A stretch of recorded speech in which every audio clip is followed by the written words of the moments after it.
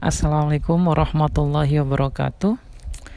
Yang saya hormati dosen pengampu mata kuliah pembelajaran teks sastra serta teman-teman sekalian yang berbahagia. Kali ini saya akan membahas tentang teori poststrukturalisme. Sebelum lebih jauh saya mau berbicara tentang poststrukturalisme, kita tahu dulu apa itu poststrukturalisme. Poststrukturalisme terdiri atas kata post, struktur, dan isme, yang berarti paham sesudah struktur. Artinya, poststrukturalisme merupakan sebuah teori pengkajian sastra yang lahir setelah teori strukturalisme.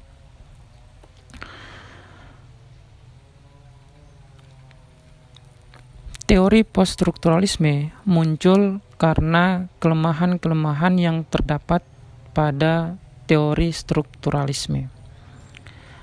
Ada beberapa kelemahan dari teori strukturalisme. Pertama, model analisis strukturalisme terutama pada awal perkembangannya dianggap terlalu kaku sebab semata-mata didasarkan atas struktur dan sistem tertentu.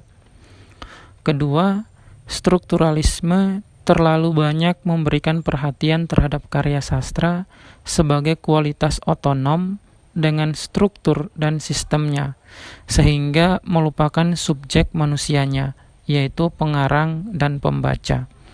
Ketiga, hasil analisis dengan demikian seolah-olah demi karya sastra itu sendiri, bukan untuk kepentingan masyarakat secara luas.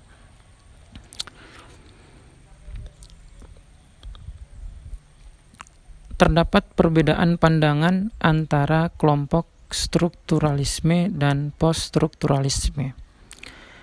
Pencarian makna oleh kelompok strukturalisme masih bertumpu pada struktur karya. Sedangkan menurut poststrukturalisme, mengkaji makna tidak hanya terbatas pada kekuatan struktur, tetapi dapat dikaitkan dengan sesuatu yang berada di luar struktur. Ada dua tahapan dalam menelaah makna karya sastra dengan teori poststrukturalisme. Yang pertama, mendaftar semua unsur struktur yang terdapat pada karya yang ditelaah dan meletakkan semua unsur tersebut pada kedudukan yang sama. Setiap unsur dipahami secara terpisah. Dengan demikian, tidak ada satu unsur pun yang dianggap tidak penting atau tidak mempunyai peranan. Yang kedua, unsur-unsur yang telah dipahami dihubungkan dengan unsur lainnya dalam upaya untuk mengetahui apakah unsur-unsur tersebut merupakan satu jaringan, baik jaringan antar semua unsur atau merupakan satu jaringan dengan unsur lain. Selain menghubungkan dengan unsur di luar struktur, menurut poststrukturalisme, memahami sebuah karya sastra itu bersifat bebas, boleh dari sisi mana saja, karena ia tidak terkait dengan struktur. Dengan demikian, kajian poststrukturalisme ini juga akan melupakan struktur sebuah karya sastra dengan melakukan dekonstruksi terhadap karya sastra tersebut. Apa itu dekonstruksi? Dekonstruksi adalah poststrukturalisme yang bersifat ekstrem, yaitu pemaknaan karya sastra yang bisa dimulai dari aspek apa saja, bahkan dari persoalan yang paling kecil yang semula tidak diperkirakan banyak orang. Secara leksikal, prefiks de berarti penurunan atau pengurangan atau penolakan.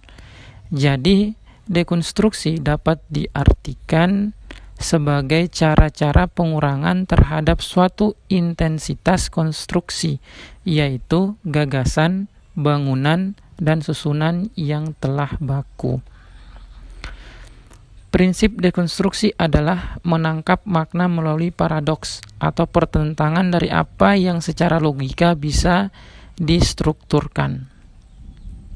Sebagai contoh, bisa kita lihat pada novel Siti Nurbaya. Secara struktural, tokoh Datuk Maringgi selalu dianggap sebagai tokoh antagonis.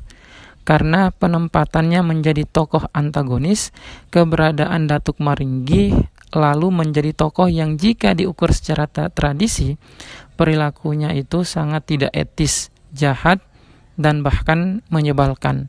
Di samping sebagai rentenir, Datuk Maringgi masih tega ingin menikahi Siti Nurbaya dengan tukar pembebasan hutang.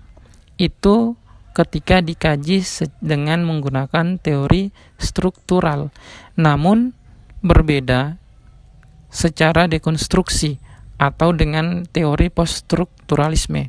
Datuk Maringgi belum tentu dianggap tokoh yang antagonis ketika kita mengkaji dengan teori poststrukturalisme. Mungkin itu yang bisa saya paparkan dalam kesempatan kali ini. Selanjutnya akan kita diskusi bersama. Terima kasih. Wassalamualaikum warahmatullahi wabarakatuh.